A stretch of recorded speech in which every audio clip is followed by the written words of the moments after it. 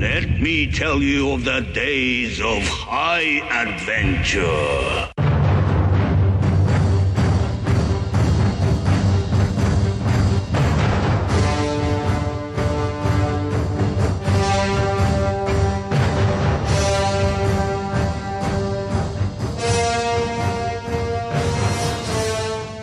Hey everybody, this is John. And I'm Kevin. And this is 6 Degrees of Schwarzenegger, the podcast where we take a long, hard look at some of our favorite action movies from the era of Arnold. Schwarzenegger is the icon of the genre, and we're taking a deep dive into some of our favorite 80s and 90s cult action movies and breaking them all the way down. We're going to get down to the nitty gritty and examine the good, the bad, the ugly, and the laughable in these movies. But we're always coming from a place of love. You don't watch these movies as often as we have unless you have a genuine affection for them.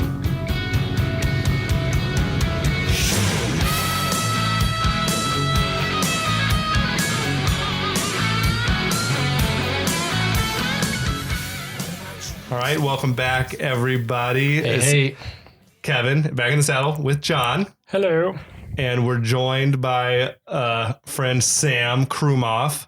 Greetings, everyone. Yeah, we're here to talk about a movie that I think is near and dear to all three of us, 1991's Point Break. Oh my goodness. This movie's fucking incredible. Do either of you surf? Never have, probably never will. Never tried. Well, yes, you have, because you've seen the movie. Everybody that's seen the movie has surfed in a way. Emotionally surfed. In my mind, of course. I've It takes you emotionally there. surfed. All right. So there's incredible action names associated with this movie, right? Indeed. Starring Keanu Reeves. This is his first ever action role. Right. He kind of knocks it out of the park. He was only known for Bill and Ted's Excellent Adventure to this point. I feel like it was like made for him, right? Like it's a surfer dude character. Like that's not a big stretch for his natural vibe. Right. I mean, there's so many things I can say, but I'm speechless right now. Then you got Patrick Swayze, who's fucking crushing the game. He was a Hollywood icon at this point. He had some action. He had done all types of movies before this, but definitely some action flicks, like solid ones. Roadhouse, Red Dawn. I mean, it's Dirty Dancing. I'm just trying to pace myself. There's so much I can say about We're all gonna these we're gonna get to the actors, and plot. I'm just, I'm just dying with anticipation over here. What can you say about Gary Busey, Sam? Well, Gary Busey, a lot of these guys in this movie, basically that was the pinnacle of their careers. And we all love Gary Busey. And if you really are a Gary Busey fan, you think of him in Point Break. Especially food, a certain type of food that's going to be revealed later. Gary Busey crushed action movies like in the 80s and 90s. Shockingly so. Lethal Weapon, fucking Predator 2. Under Siege, Predator 2. Buddy Holly story. Did you see him in Silver Bullet, the horrible like werewolf flick? I've seen him in a lot of movies. For the most part, I don't remember which movies, but he's kind of that, how they used to, well, they still do that in Hollywood, where they will brand a certain actor in a role and they kind of roll that guy out for about 20 straight years. That was Gary Busey. There's Lori Petty, Tank Girl, was like the love interest in the flick. John C. McGinley. Dude, fucking Harp, the asshole boss. The casting is amazing. It's perfect.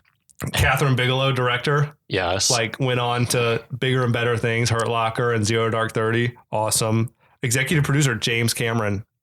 I did not know that. Yeah, he was married to Bigelow at the time, and they were like, supposedly they co-wrote the movie, but didn't receive a writer's credit because of some sort of guild issue. Yeah. But like they went through and did like the final pass on the screenplay. This was also Bigelow's biggest gross until Zero Dark 30. Really? Yeah. Bigger than Hurt Locker? Yeah.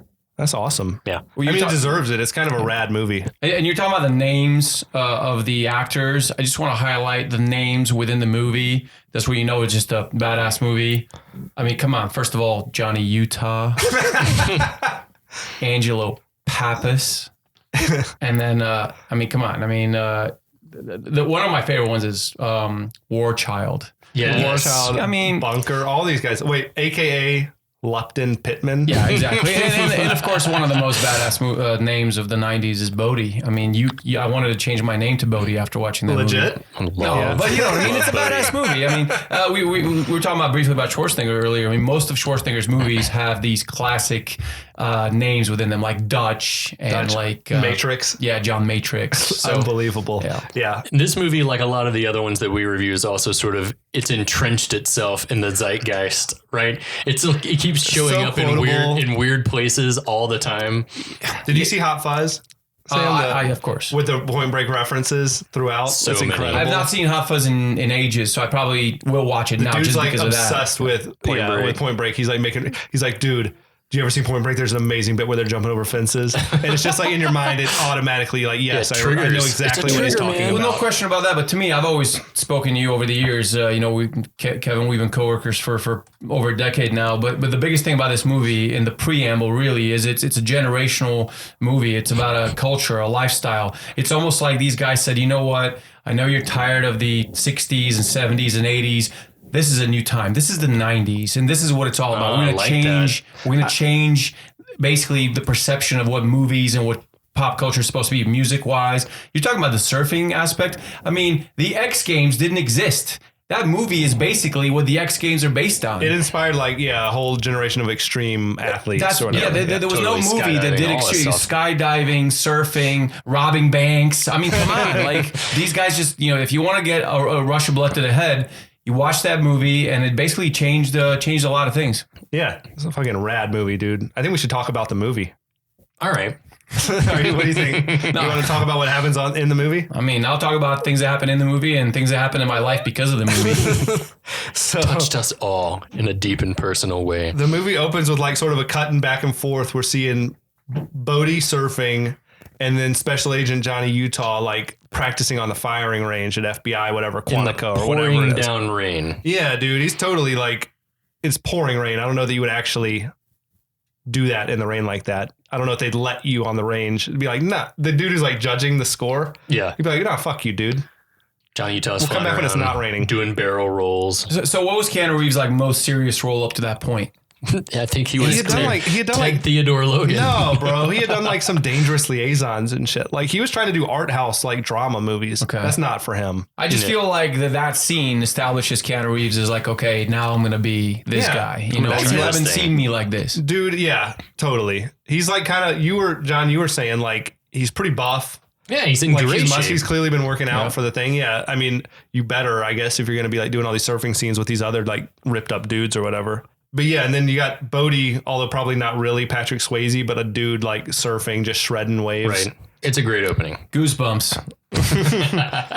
Keanu Reeves, I've seen videos of him like practicing for the John Wick movies, and he like is really into that like gun range stuff, like running through obstacle courses and shooting at targets and stuff like that. And he's fucking legit like badass. Well, what really bothers me is everybody's now in the Keanu Reeves train. I'm like, where were you 25 years ago? I mean, seriously. Before Speed, we've been here, man. Yeah, and I was speaking as a guy that was in the theaters and actually saw a preview for The Matrix that was coming out like literally 6 months later. And seeing the preview, I was like, this is amazing. And the movie ended up being obviously iconic. But that was 1999, right? You're talking about 91, Keanu Reeves more or less showing you what he's capable of, and then all of a sudden all these like girls like, oh my god, I love Keanu Reeves, such a great guy, and all the Twitter and this and that. I'm like, I've been a fan for 30 years. We're loyalists. Yeah. So if you're a Keanu Reeves fan, freaking watch the movie. Otherwise, don't call yourself a Keanu Reeves fan, please. This was like the springboard for him. Yeah, totally. I mean, Bill and Ted was fun and all like that. I don't know though. But this was I don't remember. Obviously, I was 9 years old or whatever. I mean, I thought Bill and Ted's was pop culture big stuff. I thought, but it's like, oh, he's a funny guy. He's a funny, goofy, like stoner guy. And this showed that he's more than that. I guess then he ended up doing Speed. Speed really blew him up. Made him, a rock or an action star. Yeah, dude, he's had an amazing career. The things that he's done, the range of things. Like, and he keeps reinventing himself. Like, these John Wick movies are off the hook. Yeah, they are great. I have not seen a new one. I can't wait. I got to check that one out, too. So, the FBI dude gives the awesome, like, glowing review right to his gun range skills. 100% Utah! With a big he hits him with that up. amazing thumbs up that's, like, the perfect Well, the gift. smile, too. It was almost like a Mentos commercial. Straight up. So then Utah makes his way to Los Angeles, sunny Los Angeles. Dude, the original title to this movie was Johnny Utah. Oh, that really? would have been dog shit. Yeah. And then they changed the title to Riders on the Storm, which would have been probably worse. Right? Like the Doors song. So they ended up stumbling upon like the most iconic name of the 90s, probably. After two of the most disastrous If it had been names. named Johnny Utah, that would have spelled doom for the movie. Yeah. No matter how good it was, you couldn't take that movie seriously. I mean, by that token, it should probably be called Bodhi. Yeah, Like, Bodhi would have been a Bodhi's- better title than Johnny Bodhi, Utah. you're right. Bodhi Yeah, right? Sattva. Or Dead Presidents or something. Yes. Well, actually, half of them were alive. So he gets to the LA field office where he meets Harp, played by John John C. C. Reilly. One of McGinley. the best parts about that opening scene is the donuts. I mean, it's really, really clever. But you kind of both guys, just enact that scene very well. I mean, Keanu Reeves doesn't give a crap. Johnny Utah doesn't give a crap. But he kind of even got He's some giving him powder on shit from his day lips. one. Yeah. Like he's giving him shit from the first second, right? Like, Yeah. oh, you're a real hotshot. Well, he's talking like what kind of diet the guys are supposed to have and all this bullshit. And then he just Utah's ends up like, I take the grabbing skin off chicken, sir. And then later he's like wolfing a donut. and he basically shows him up. He's like, you know what, kind of go screw yourself. I'm a hot shot. I was at Ohio State a couple of years ago. He is like, I love these things. Yeah. And Harp came at him like he tore him up after It's that. a bad first impression. I mean, his boss basically hated him from that first second. You're not afraid of like going at a boss though. No, I'm not. I've had my moments over the years. It worked out. I got lucky, but it worked out. Like but basically his point is you're a real hotshot cadet and all that bullshit, but like this, you're in the real world now and you have no experience here. And he's got a point, right? I mean, Utah's like a novice agent. He doesn't really know what he's getting into out here. Dude, John C. McGinley though is perfectly cast in this and he's role. that type of guy that never aged, right? He looks the same now. Like as he literally always looks has. exactly the same. I mean, swear to God, on the bonus features on this DVD, he's got more hair now. This is probably not natural, but but still, That's I okay. mean, If it's there, it counts. again, the movie's almost 30 years old. If you Yeah. see any role of his in the last decade, he looks exactly and he was the in same. Platoon like however many years before that, 5 years earlier, and he looked the same. Yeah, he's awesome. Again, But he's perfect casting. built for these like smarmy kind of dude, whatever. Like you just Playing don't, like you a just weird don't like mentor, him. a weird authority figure. His assholeness was literally from the early 90s and late 80s. You don't get that personality now.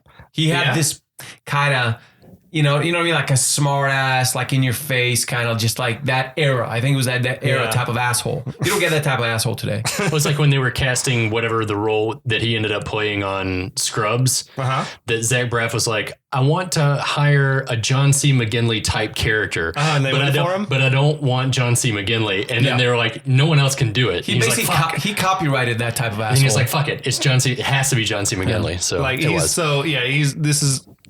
it's you want to punch him in the face, but you also are very entertained by what he says. He's funny. hysterical. His And he ends timing up is getting great. punched, of course, but that's when he hits him. And he's like, are we clear? And like, zero distortion, sir. And he's like wiping the donut crumbs away. He was asking for it. Yeah. Utah was smart ass. But that shot was like just one long Steadicam shot. If you pay attention. The tracking shot through the office is kind of badass. so that office too is typical late 80s, early 90s. It just reeks of like sweat and sun and heat, no AC, and everybody's got these like sweaty like white button ups with like short sleeves. And I think about Predator 2 that they had like a similar kind of office. It's just a in big space LAPD. full of computers. Exactly. Yeah, and a bunch of macho guys. That's when Harp like says, oh yeah, you're real, like whatever he says, he's young, dumb, and full of cum. Yeah. Is that an expression that's known, or was that around before It's that been movie? around. Oh, you're right though. I mean, I don't know. I don't I've know. heard it, but But the big question is, did that phrase exist before the movie, or did the I don't movie know. invent that phrase? I don't know. I doubt it was original. Needless to say, Utah and Harp's relationship is strained from the onset. No, you knew after that moment it was over. It's like, okay, we've established that. They clash. Yeah, they're It was like very oil and water. economical. You knew that even if he catches the bad guys, for some reason he was just not going to be. Yeah, not going to get the credit he deserved. No. The exchange, though, the asshole exchange is great. Guess we must have ourselves an asshole shortage. And he walks off. Utah like, not so far. It's a really it's just great timing. Dude, Keanu Reeves is a funny guy. Yeah. Like he's got comedy timing. He is an American equivalent of a Van Damme or a Schwarzenegger in that his voice gets in the way. He's got good instincts. So now we go to like the FBI's swimming pool complex, which is enormous. They're making dudes like blindfolded agents retrieve bricks off the bottom of the pool. But I can't imagine any FBI facility has a Olympic-sized pool. There was like 2 pools side by side in there. I don't know. This is the government in the 80s. I just can't see it. I mean, they were probably filming on like UCLA campus or something like this. But in actuality, I can't see the government building that for this type of training. I don't know. Pappas. Introduction of Pappas. Angelo Pappas, a 22-year veteran of the FBI, who's fired his weapon 19 times in the line of duty, does not understand the pool drill. And I gotta say, neither do I, Pappas. Neither do I. He's like, I don't understand what fetching bricks off the bottom of a pool has to do with police work. He's got a point, but they just want you to be fit. Right? Yeah, exactly. That's what it is. But also as soon as you see him, he makes just such a good impression. You know he's going to be actually on Keanu Reeves' kind of side the whole movie, almost like a mentor. You know what I mean? It's interesting. Maybe it's all just staged so they can have an excuse to have him with a blindfold on talking shit about Johnny Utah before Johnny Utah gets there. It would have been amazing if the guy throwing the bricks in the pool had been like, if he'd said, I don't understand the purpose of this exercise. And he said, we need it for the plot.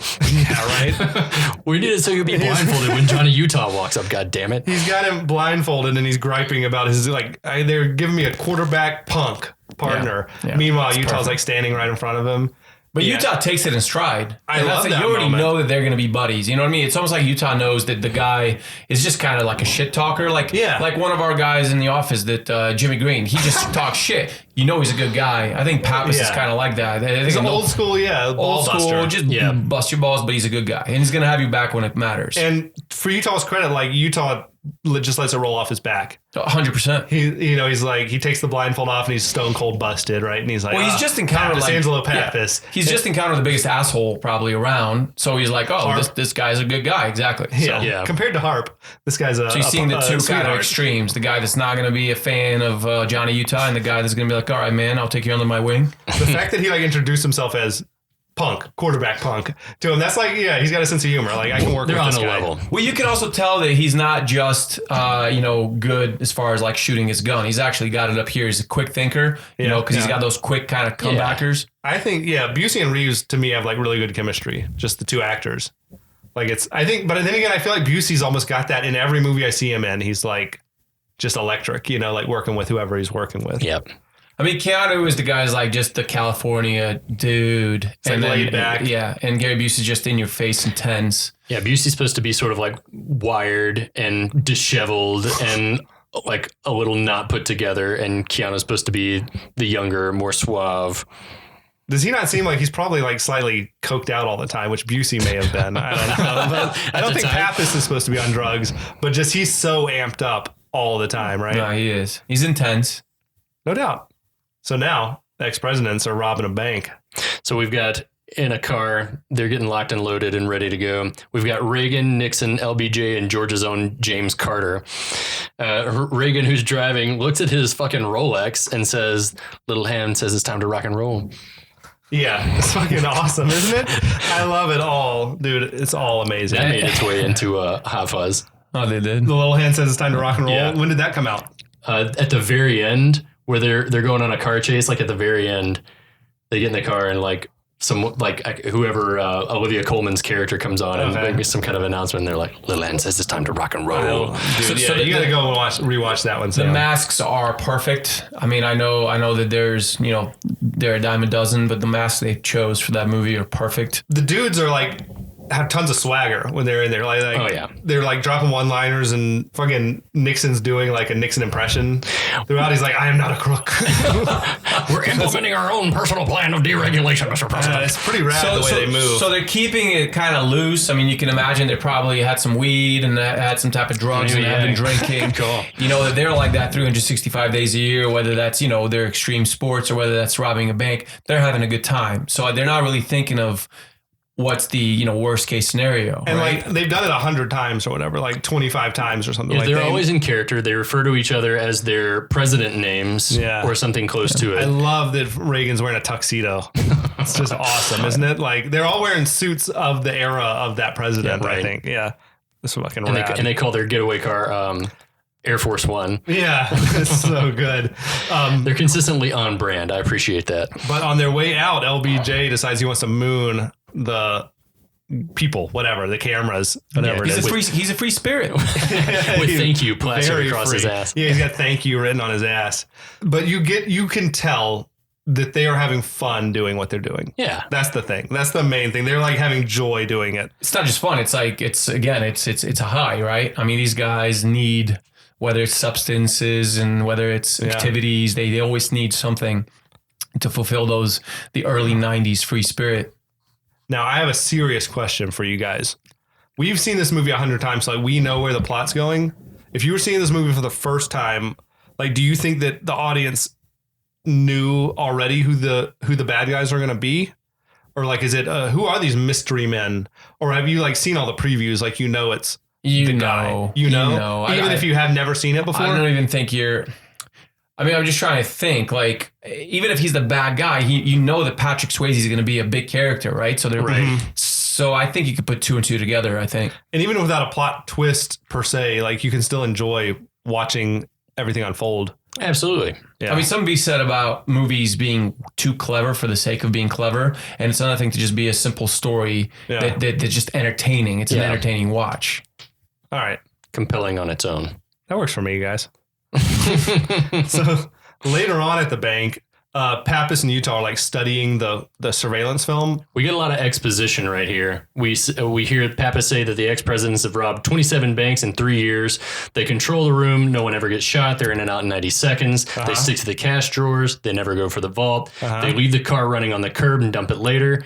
And they vanish. They're the best he's ever seen. We are also introduced to Alvarez and Babbitt, right? The two like asshole agents, which you got to have in every one of these movies. That's right. The naysayers who come up and start badgering the guys about Pappas's surfer. They start to hint at Pappas's surfer theory. Oh, yeah, tell them about your theory, bro. It's totally far out and all that type of shit. And that's all we really get to hear of it before Harp comes in and needs somebody to go check out the getaway car, the drop car. Yes, and like Utah, like the eager beaver, like he volunteers. He's like, we'll go work it. Blue Flame special. So I got really hooked watching the movie with that explanation by Pappas about the robbers. Hearing him say how good they've been and how professional they are, it was very compelling to me as a viewer. I remember being like, this is really cool. You want like a formidable bad guy, or bad guys, whatever, right? Yeah. It was to me, then it was a mystery. I think obviously we hadn't seen Patrick Swayze or whatever. At that point, you're like, okay, I'm in. I really want to see who these guys really are. And Pappas knows that it's like a waste of time, right, to go and study the car because these guys never leave clues behind. Right. So they're up there on like Mulholland Drive or something, like up in the Hollywood Hills, and they're looking at the car, and once again, like there's no clues left. They're like saying maybe we can check the sweat secretions or whatever, but Pappas knows they're not going to find anything. They're like talking about how it's 7:30 at night, and I thought it was kind of dark already to be 7:30, but that's just me. Yeah. It's kind of like almost again, you don't think about that in 91. Yeah, they're not worried about that. You think about shit. that like after the turn of the century, really, as far as movie movie production. All the like production's got to be perfect. Yeah. Exactly. All right. It's 91. Who gives a fuck? I like it. Much like the 90s action movies. No, it's kind of like, who gives a fuck? Yeah, and then think about like how many songs you like from the 60s and 70s that haven't been remastered, but they were good songs, right? Yeah. You don't need it to be a perfect like beat and a clear sound if it's a good song. True. You just love the song. You love the song, exactly. So this is where Utah sort of starts getting in Pappas's face for being a burnout and giving up, and sort of incites him to anger to the point that he convinces Pappas to reveal the surf theory. He's baiting Pappas. Yeah, big time. He's like saying like, maybe I can do better than you over the hill burnout. Like, why don't you retire and go tell Nam stories? Which pushes Pappas over the edge because apparently he was actually in Nam. Yeah, he took that shit real seriously. Well, he is high strung, so it doesn't take much to push him over the edge. I felt kind of like Reeves was like in over his head in this scene, like Keanu as an actor.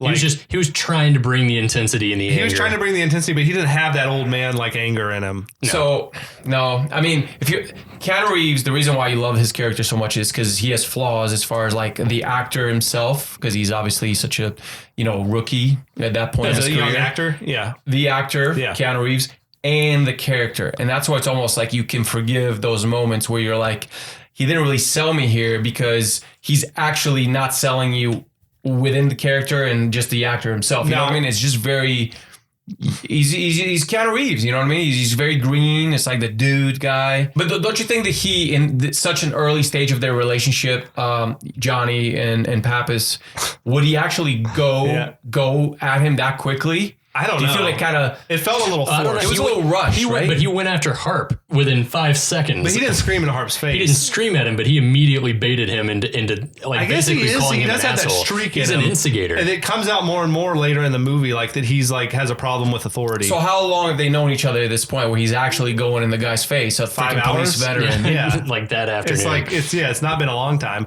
Oh, you know what? No, it's been days. There's no way that robbery happened the same day that was his day one. It's probably been a week. So you can tell they had bonded pretty quickly. They're buddies. So he kind of feels he can, you know what I mean? Like sometimes you can go harder on people you feel comfortable around, right? Yeah. He wouldn't have been going after him if they didn't have a healthy relationship. Right. Well, his whole thing works though, right? Like he does get Pappas to tell him the theory. Yeah. Well, Pappas probably already knows he doesn't have any more friends, and this is probably the only new friend and last friend he's going to have.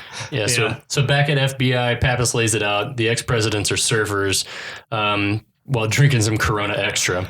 That jumped out to me, dude. Like they're drinking the beer and eating Chinese. Like to me, FBI seems so straight laced. Like I don't see you drinking beer like. But this is Pappas in Utah, baby. Exactly. And it's true. LA and it's 1991. Pappas is way over it. So they're looking at tan lines on LBJ's ass. They've got evidence from when Nixon scuffed his heel on a counter that left traces of carnauba wax. And then they were checking the dates, and this is how I knew it was September. Okay. Because they were like, they only robbed from June to October, and we have a month, Pappas says. Okay. See, that premise on its own is cool. You know, right? Awesome. They do what they need to do, and they go out, have fun, and they come back for more dough. Traveling around surfing and spending other people's money sounds pretty dope.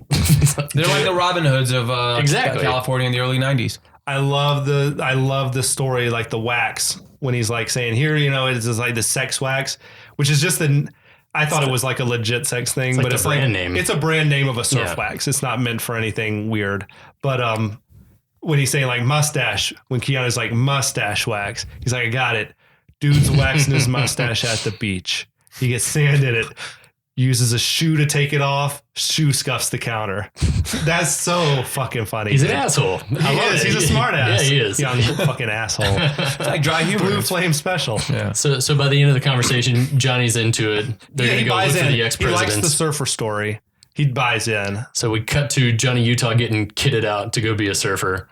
That young dude's like talking shit to him in the surf shop, the little kid. Yeah. He's like, dude, never too old to start. And he's like, I'm 25. And he's like, yeah, that's what I'm saying. The little kid, that kid looked 12, right? He's like 12, 13, yeah. Yeah, unreal. I mean, if you're 12 or 13 that time and you're into surfing, you're already surfing, right? Well, you're probably pro by then. This kid is hard in on the surf cultures. He says, surfing's the source, can change your life, swear to God. It's like, he's deep. This kid's woke. That kid's high as a kite, too. I think he was. And then like Pappas telling him, dude, you gotta like Utah just wants to walk around on the beach and like try to meet people and get information. Right. And he's like, no, you got to get out there on the waves. Like you got to become a member of the tribe. Exactly. He's right. I mean, he proves himself right. I thought it was weird that they're just like talking about this on the pier, like openly. Like, shouldn't he be undercover? He shouldn't be going to the surf shop in his FBI suit and buying a surfboard. It's a big world. It's a big But what world. if someone saw him and they're like out here talking about, I can't believe this undercover. They wouldn't remember him. No, at that point, he's not worth remembering. He's a suit. That's true. He was a suit. They probably like don't even pay attention to those guys. So then we get a couple of minutes of Utah crashing and burning, trying to teach himself how to surf, and being rescued by the beautiful Lori Petty. I can't imagine how hard it would be to try to teach yourself to surf. Fuck, I'd be dead. I'd drown. Yeah. I mean, that scene is just gorgeous, right? You got the cinematography, you got like you don't want to be there, and you're just thinking about like sun is just pounding, and it's LA, California, 91, like, and there's a culture, right? Again, I can just keep stressing like these guys, like this movie shows a culture that you almost kind of want to be a part of. You know, I'm not gonna be that 80s kind of rock guy. I'm gonna be this other looking like grunge, and there's something about it, and I feel that first surfing scene introduces you to that. Yeah. I think the movie really starts during that scene. It's like, I mean that Lori Petty is sort of the embodiment of that new culture of surfing, because she walks right up to, or swims up after saving him and says, "You're bored shit. You have no business being out here. You're a danger to yourself and others." He tries to introduce himself and he's like, Or she says, "Who cares?" She's short hair, whatever. I mean, it's you can just tell the attitude right on her face. It's perfect. I definitely like her style in this movie. Like she's hard as nail, like tough. Her eyes are a once in a lifetime talent alone. She was like a tough, strong woman. Yeah, I like that. exactly. That's cool. But yeah, as you say, like he tries to introduce himself unsuccessfully. He's like, the name's Johnny Utah. I mean, she's like, who cares? She's done with him already. You can taste the salt in that scene. I'm telling you, it's so real. Totally. Like you're part of. Catherine Bigelow did an awesome job capturing the atmosphere through all this. I thought we'll talk about this in upcoming, but it's weird that he was using his own real name as his undercover name, right? That is interesting. You'd use an alias. But then again, because it becomes relevant later, but in reality. But if you really think about it, if you are a halfway famous person, quarterback famous, people recognize him, and if he's another guy, that doesn't make any sense. Because why would people be like, why is a former college quarterback an FBI agent, right? That doesn't make any sense. And this is a pre-internet world where you could not Google Johnny Utah and it would say like Johnny Utah enlists in the FBI or graduates FBI Academy. If you followed college football, which a lot of people do, it's it's like a religion in the United States. At USC too. And he referenced the Rose Bowl, which is in LA, right? Yeah, so Johnny Utah played in freaking in LA. And I wasn't thinking about the no internet of this world where no one could Google him and see Johnny Utah arrests, whatever. Like, so there'd probably be no way to know he was FBI just having no idea. He's the perfect undercover agent. Oh man! So Utah is watching Tyler change clothes. Skis. Kind of creepy. Like he's got the binoculars and he's watching her change her clothes. And there's nothing inconspicuous about it. He is very much like, gosh, she was pretty hot in this movie. Yeah, I was in love. Yeah. And they gotta add that scene. Back then, Hollywood had your macho moments and your kind of sexy moments. But he was kind of like definitely like Peeping Tom mode, like Utah. But again, he's still a young guy straight out of college. He's young, dumb, full of cum. Exactly. So this next scene, he rolls back to the FBI, looks her up in the database. She's got a minor rap sheet, nothing significant, but finds out he needs like an N to like connect with her, and finds out that her parents died in a plane crash. And he's like, that's it. That's what I'm going to do. I'm going to use that. That's my approach, that's a dirtbag approach. Like to use that against her. That's pretty bad. I mean, it's a rookie move, but remember, he's a rookie. He's got to go for the low hanging fruit. Yeah, exactly. Okay. So in the very next scene, right, he rolls up to the cafe where she works. And as soon as he walks in, she says, "You're still hanging out around here." Do we think that it's been like weeks have passed and this is not the first time he's walked in, or is it like the very next day? 2 to 3 days max. Yeah. Okay. Yeah. I think it's the second time she's seen him.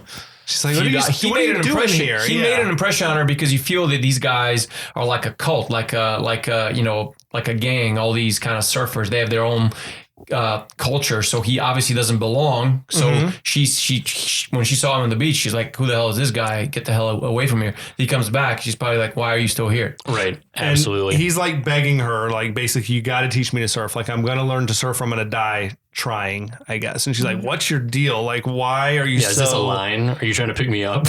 Which it kind of halfway is, right? But then he feeds her that story about, oh, my parents died in a car crash. I've only done what other people wanted me to do. I was like, oh my God. Like he's like, yeah, I was living for my parents and like fulfilling all their dreams of what I would accomplish, but then they died, and like it changes your perspective.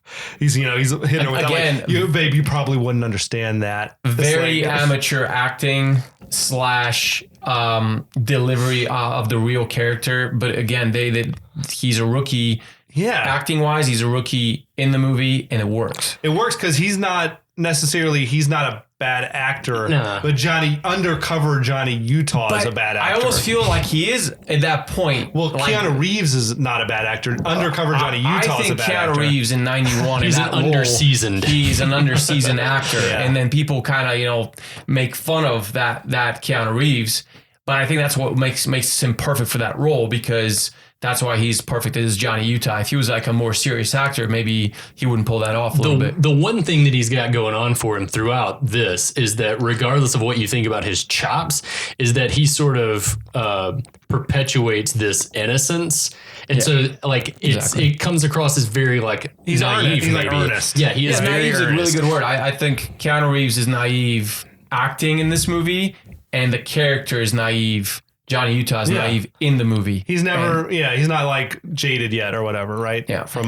Right. But she agrees to give him a lesson. She's totally into it, and she's hooked on his story, and then he says the bit like, I want to do what you do.